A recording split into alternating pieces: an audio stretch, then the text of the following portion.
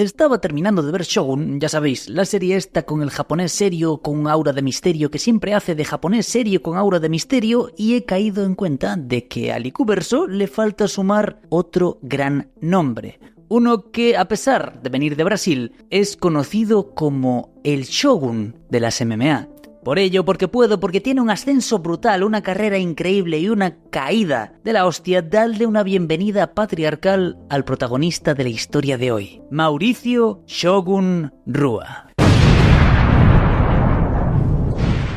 Mauricio Milani Rua nace el 25 de noviembre de 1981 en la ciudad de Curitiba, en Brasil. Su familia es de ascendencia europea, específicamente italiana y portuguesa. El padre de nuestro prota se dedicaba a los negocios y su madre era una atleta de pista y corredora de maratones, por lo que podríamos decir que el deporte lo llevaba en la sangre, al menos por su madre. La infancia de Mauricio fue la de un chaval que no tenía que preocuparse de nada, pues lo tuvo todo a su disposición. Así que su llegada al deporte no fue como la de la gran mayoría de peleadores venidos de Brasil, que toman el camino de las hostias para poder salir adelante. Pero así como la muerte, el bullying no conoce de estratos sociales, y para evitar que sus hijos sufriesen este mal, unos inteligentes padres deciden vacunarlos poniéndolos a practicar artes marciales.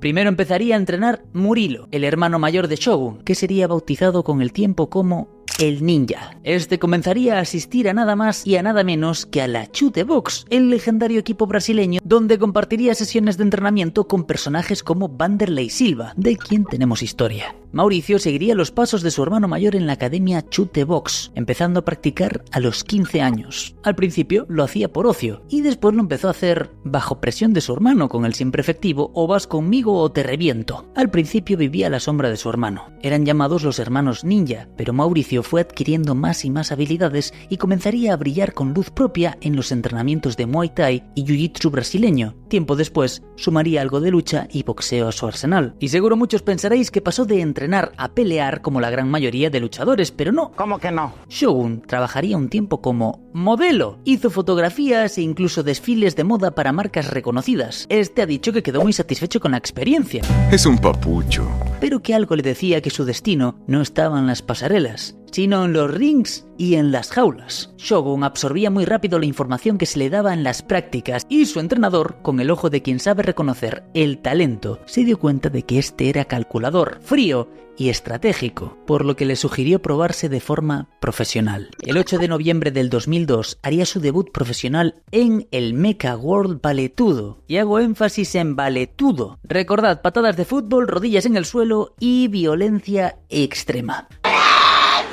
Su rival sería Rafael Freitas, el cual no sería un oponente digno, pues sería apaleado hasta el punto que le pisaron la cabeza, aunque el final de la contienda sería también por una patada en la misma, haciendo así un debut más que efectivo en la rama más extrema del deporte. ¡Estupendo! Volvería 6 meses después a enfrentar a Ângelo de Oliveira, al cual masacra en menos de un minuto con Soccer Kicks, y cerraría su paso por el Mecha World Valetudo midiéndose contra Evangelista Santos, quien era su compañero en la Chute Box, pero, compañeros o no, se fueron a una guerra. Esse golpe a mão pesadíssimo. Shogun, né? Wagner Shogun. Olha aí, esquecendo de segurar os braços. Y después de 8 minutos de combate, nuestro prota monta a su rival, o compañero, y lo muele a hostias llevándose una victoria por KO técnico. Sumando una victoria y teniendo en su momento un récord de 3-0, este se va a los Estados Unidos para participar en el torneo de peso semicompleto del IFC o International Fighting Championship. En su primera pelea choca contra Eric Vanderlei. Este rival logra extender el combate hasta el segundo asalto, pero se comería una combinación de uppercut y de rechazo al rostro que lo derriba, y es molido a golpes hasta que el árbitro interviene, lo que le asegura una victoria por KO técnico al Shogun. Más o menos una hora después tendría que pelear con Renato Babalu Sobral, alguien que también tiene una historia de ascenso y caída de la hostia. Este combate tendría muy buenos intercambios en el suelo, pues ambos tenían un gran nivel de grappling. Pero en el tercer asalto es cuando Sobral atrapa en una guillotina a nuestro prota. Shogun defiende, no se rinde y tampoco daba señales de inconsciencia, pero el referee detuvo el combate.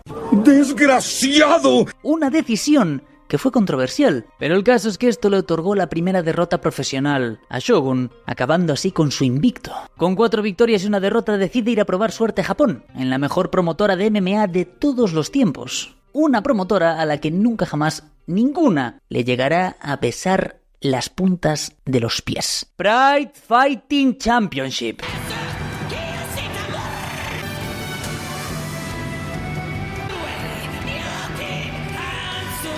Shogun haría su debut en el Pride Bushido 1, en donde choca contra Akira Shoji, rival que pone una resistencia considerable al principio, pero va siendo minado poco a poco por Shogun hasta que lo derriba con unos golpes y le clava el pie en la cara. En su récord queda como KO por golpes, pero ¿solo veo yo este pisotón? Bueno, sus dos siguientes presentaciones serían contra Akihiro Gono y Yasunito Namekawa. Al primero lo manda al suelo con unos golpes y lo remata con un Sother Kick, y al segundo le da una paliza, llevándose una victoria por KO técnico.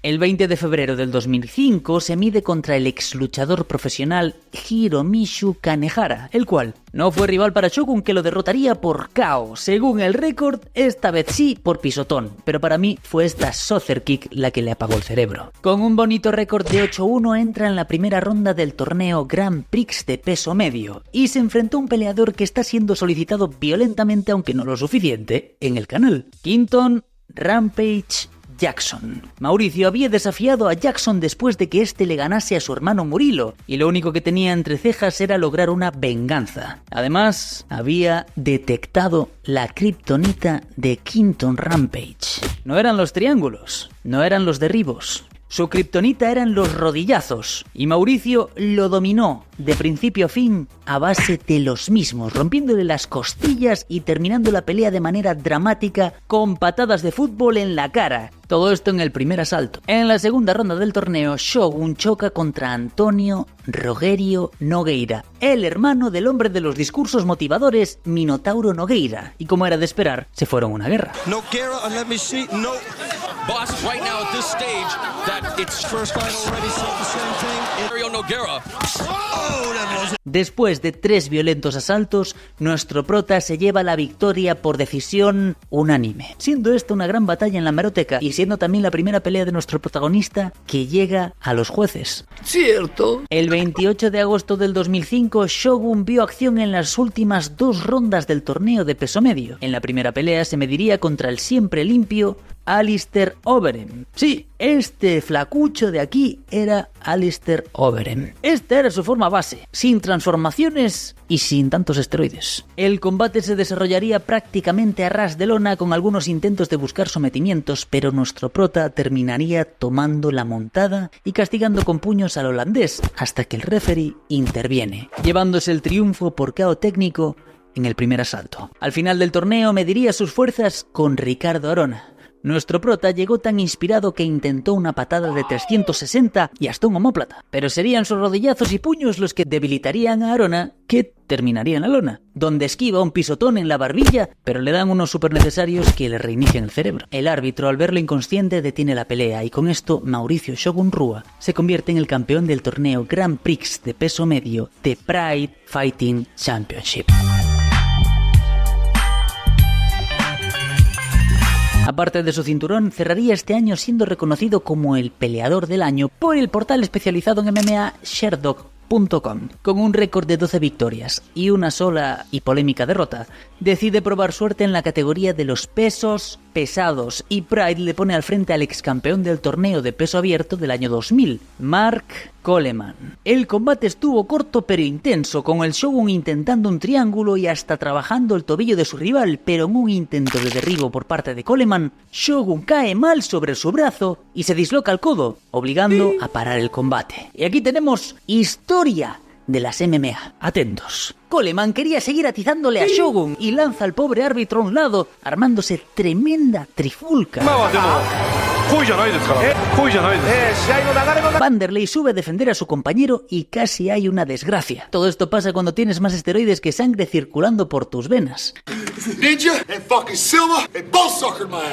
La cosa es que Shogun terminaría con su segunda derrota profesional, aparte de un codo jodido. Volvería 7 meses después y ahí se encontraría con el kickboxer francés Cyril Diabate, a quien lo apodaban la serpiente. ¡Ja! Un apodo muy adecuado para un francés.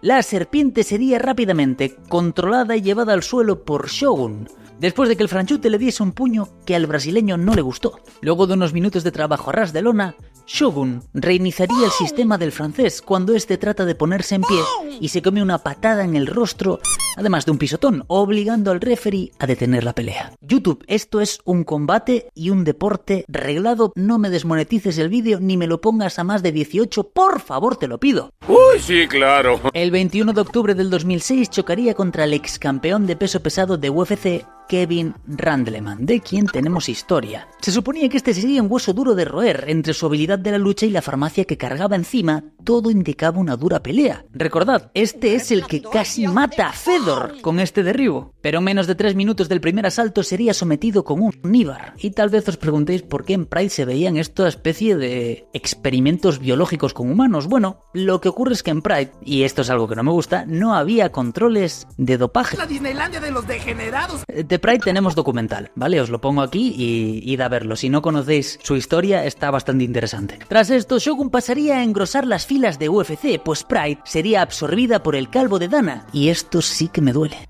Dadme un momento, por favor. El 22 de septiembre del 2007 haría su debut en la compañía de las 3 letras y sería su primera pelea bajo las reglas de MMA occidentales. Ya sabéis, nada de sorcerer kicks o pisotones como en Japón, además de controles de doping más exhaustivos. Y ya fuese por A o por B, en su primera aparición en el octógono, su rival sería Forrest Griffin. Shogun era considerado para este momento uno de los mejores luchadores del mundo y obviamente era el grandísimo favorito para ganar. Sin embargo, tuvo dificultades con Griffin. Para el segundo asalto de la pelea estaba agotado y apenas oponía resistencia. Al final, Griffin le tomó la espalda en el tercer asalto y lo somete con un mataleón. Se dice que Shogun había sufrido una lesión en la rodilla durante el entrenamiento, y dicha lesión afloró durante el combate. Fuese cual fuera la razón, cambio de reglas, cambio en la dieta o lesión, perdió. Después de tomarse un tiempo para atender sus lesiones y ponerse a tono, vuelve para el UFC 93, donde volvería a chocar contra Mark Coleman. Y el Shogun no dejaría pasar la oportunidad, pues dominó en buena parte del combate a Coleman, y al final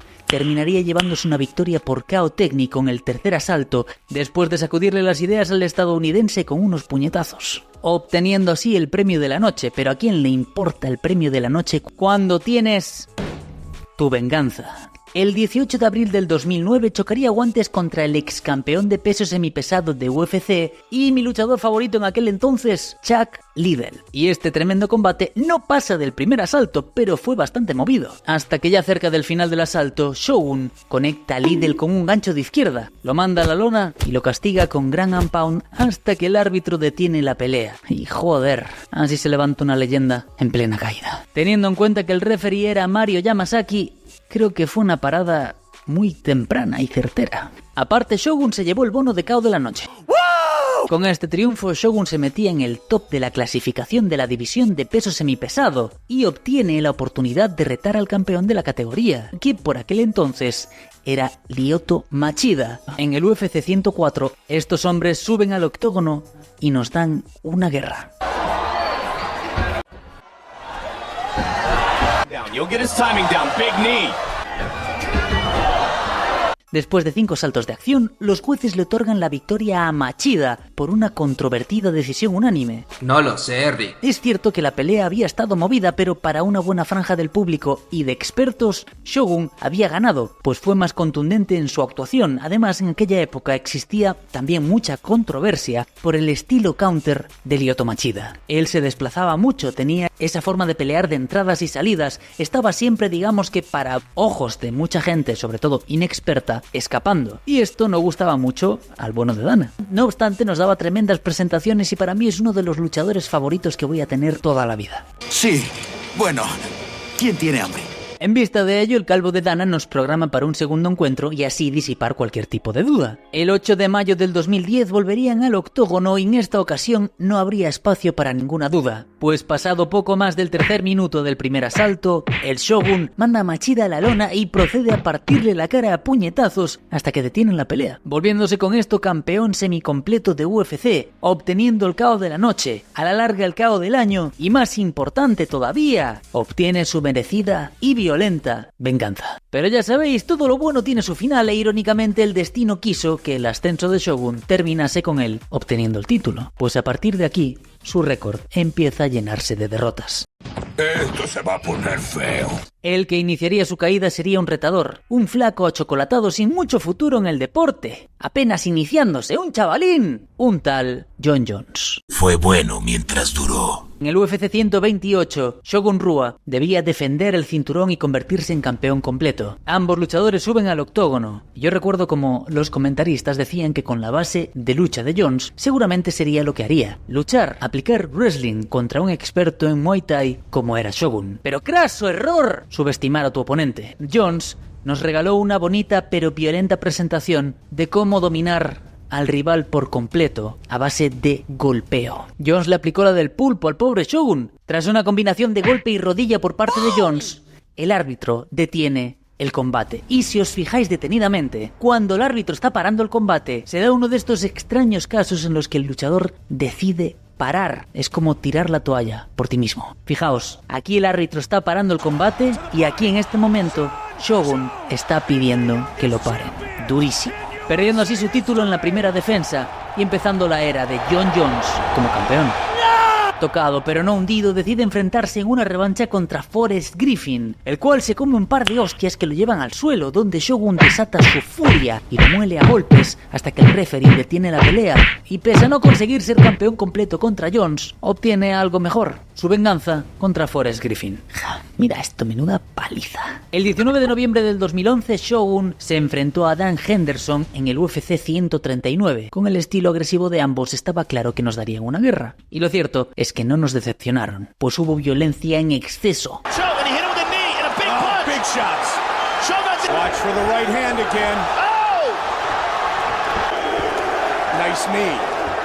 Después de partirse la cara y quedar bañados en sangre, los jueces determinaron que Henderson había sacado la mejor parte y lo declaran ganador por decisión unánime. Tras el evento, ambos luchadores obtienen el premio de pelea de la noche, siendo finalmente la pelea del año. Y una de las mejores peleas de la historia de UFC. Y tal vez entre en las mejores peleas de la historia. Para este punto el récord de Shogun todavía estaba en un buen 26, un número nada despreciable, además de pelear contra lo mejor de lo mejor. El 4 de agosto del 2012 volverían a sumar una victoria al derrotar a Brandon Vera, a quien le reajusta las ideas con 2 hostias que lo mandan a la lona, donde termina el trabajo con Ground and Pound y se anota otro KO técnico en su récord. Seguiría contra un joven Alexander Gustafsson, el cual lo domina por completo durante 3 asaltos y lo derrota por decisión unánime. El 17 de agosto del 2013, Shogun se mide contra el hombre que jamás ha perdido un combate, el invicto e indiscutido Chael Sonnen. El American Gangster probó rápidamente por qué nunca pierde, pues después de unos intercambios lo atrapó con una guillotina que lo obliga a tapear. Tras casi 4 meses fuera, Shogun volvería para enfrentarse a James T. Huna, al cual derrotó por KO con esta hostia cargada de violencia. Aparte, le aseguró el bono de KO de la noche. Llegaría el 2014 y UFC le da otra oportunidad de revancha, esta vez contra Dan Henderson. Y como era de esperar, estos hombres vuelven a dejarlo todo en el combate.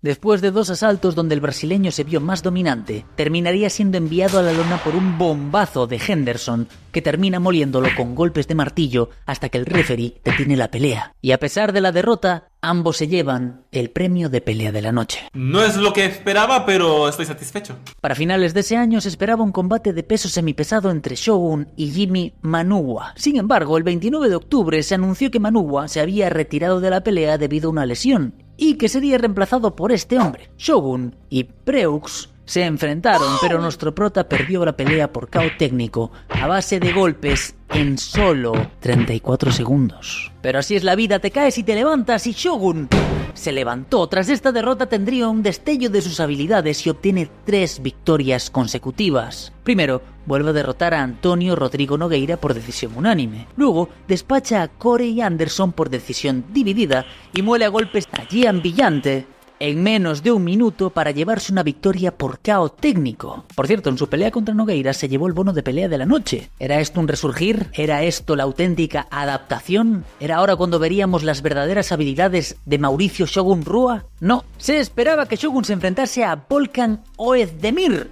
Sin embargo, por diversas movidas se acaba enfrentando a Anthony Smith. Smith hace un trabajo rápido con nuestro prota y lo derrota, pasado poco más del primer minuto, con un violento codazo. Claro, le da unos golpes extras, pero el codazo fue lo que le apagó el cerebro. Volvería a sumar una victoria al medirse ante Tyson Pedro, al que terminaría derrotando por KO técnico antes del primer minuto del tercer asalto. Su desempeño le aseguró el premio de actuación de la noche, bono que sería el último que ganaría en la compañía. El 16 de noviembre del 2019 subiría al octógono para enfrentar a Paul Craig, con el que seguiría una guerra de 3 asaltos.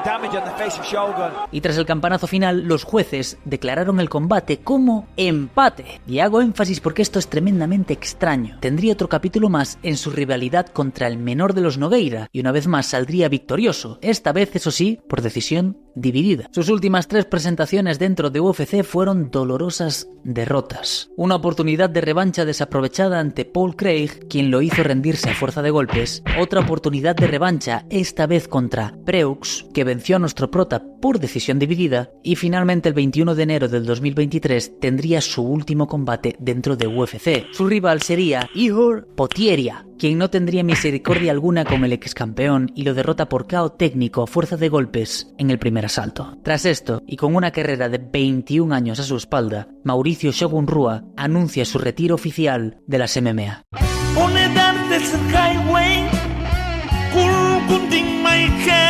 El récord de Shogun se queda tras su retiro con 27 victorias, 14 derrotas y un empate. Números que lo dejan en este puesto de victorias puras de MMA. Sin duda podría haberse retirado con un récord muchísimo más limpio, pero decidió seguir luchando y apostando por él. Esto a veces da buenos resultados y a veces no tantos. No obstante, lo que ha conseguido no se lo puede quitar nadie, así haya tenido 15 derrotas más. Su carrera ha sido épica y nos ha dejado unos excelentes combates. Prueba de ello es que hace poco UFC lo introdujo en el ala de los pioneros del Salón de la Fama de UFC. Si os preguntáis de dónde viene lo de Shogun, pues él mismo dice no recordarlo claramente. Supuestamente sería por usar siempre gis, pijamas de jiu-jitsu, de una marca con este nombre, es decir, Shogun. Y como su hermano se llamaba Ninja, pues se volvieron el Shogun, el Ninja, y poco después su hermano menor se le sumaría con el mote de Shaolin. What? Que sí, que Shaolin es de China, lo otro es japonés, y estos son brasileños y sus padres son europeos. Pero, ¿qué queréis que os diga? La magia de los motes. Me encanta. Actualmente, Mauricio Shogun Rua tiene 42 años, está casado y tiene su propio equipo de MMA llamado la Universidad de la Lucha, y ahora comparte sus conocimientos con las nuevas generaciones de artistas marciales que sueñan con ser campeones como él lo fue. Su larguísima carrera y trayectoria ha motivado y ha inspirado a varias generaciones de luchadores. Este podría haber tenido una carrera de modelo o meterse en los negocios como su padre, pues no tenía penurias económicas, pero optó por ganarse la vida con las artes marciales, demostrando que a veces un guerrero nace donde la pasión por las artes marciales crece. Gracias por estar ahí, gente.